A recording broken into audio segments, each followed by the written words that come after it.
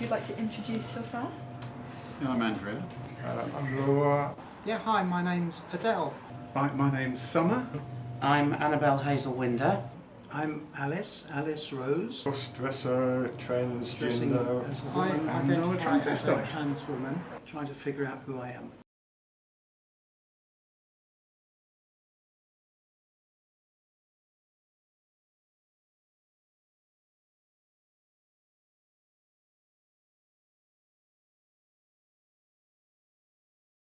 What does being trans mean to you?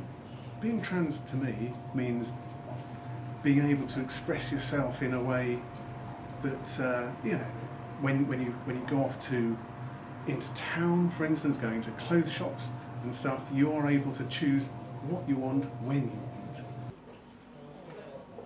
It's a journey that people like us really find quite hard, because inside we're one person and outside we're another.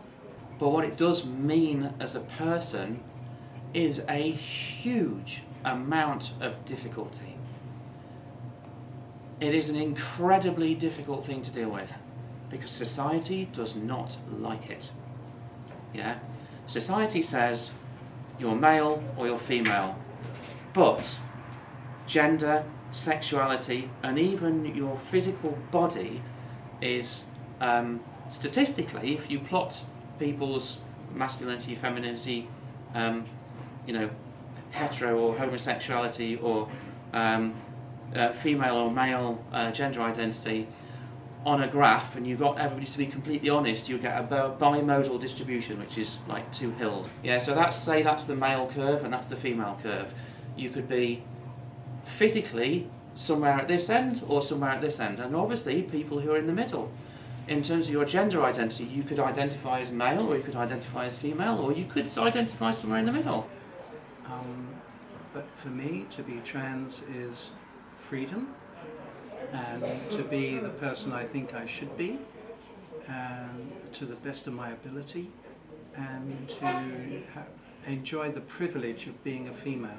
Towards people, in a nice way, there's a kind of a jealousy of younger people, because younger people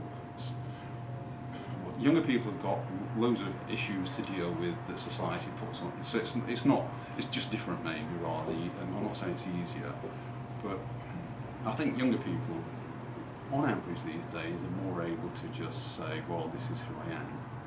You can tell with the older community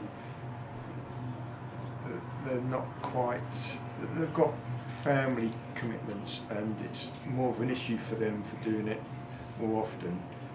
And younger people, it's easier for them, I think, to make it a full-time transition or whatever. But there are actually rules which I have to follow if I want to continue to be married, and I do. So one of them is to only go to places which is far away from where I live.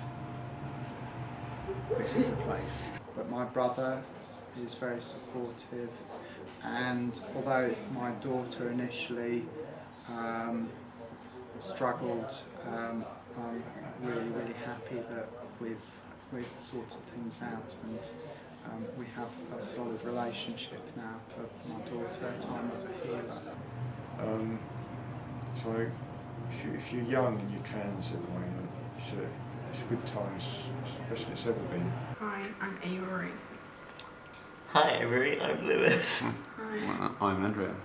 It's a lot about learning within yourself, but also for me personally, I've learned a lot about privilege, about male privilege, but also about like cis privilege, and about like me versus some people who don't have supportive family, who don't live in a Western country, stuff like that. Because I grew up in Indonesia, I've met some trans people who have nowhere to live, who don't have access to any healthcare or anything like that. A lot of the time I find that I know a lot more than the doctors would know. But obviously I'm not a doctor, so it just feels strange that you'd have to tell them like, oh well, how about this, and how about Yeah. this thing, and then they're the ones who know the human Yeah. body. So I don't know what these things mean, Yeah. and they're meant to know that, and I don't know if I should feel safe or not. In that Is that situation. GPs you mean? Yeah, Doctors, like yeah. GPs and like, yeah, Mm. I guess. I suppose they're on a learning curve. Yeah, aren't no, they, no, in a of way, course, I and like suppose. so are we, so is everyone. Yeah, yeah. Yeah. It's, yeah, Mm. I'm not really faulting the Matics, is it? No, just. It's not their yeah. fault, it's just a strange position to be in, I Mm. guess. Mm. I remember always thinking when I was younger that I feel like clothes didn't fit me properly, like when I was like 12 at school, and I was always like, why does everyone's school uniform fit them? And then mine feels weird. No, I remember putting the makeup on and sitting there and seeing all these brushes and things, which is kind of confusing, or was at the time, and the hair and stuff, and not knowing what she was doing to my face really, and then looking in the mirror and thinking it's me. And the other side of that is at the end of the day, taking it all off, it's like kind of washing myself down the sink, and that. So there's a kind of a really high, really important moment where I almost got to the age of quite old really, and thinking I just met myself for the first time, and that was a really, really big thing for me. That's all that matters. And it's about the labels that you give yourself, and it's about the words that you use for yourself. It's not about what other people use. Yeah, labels are just like a better way to communicate with people. Yeah. And with yourself as well. Like synonyms. Yeah. And I guess it also helps, especially at the beginning, to validate yourself and to Yeah. figure out who you are.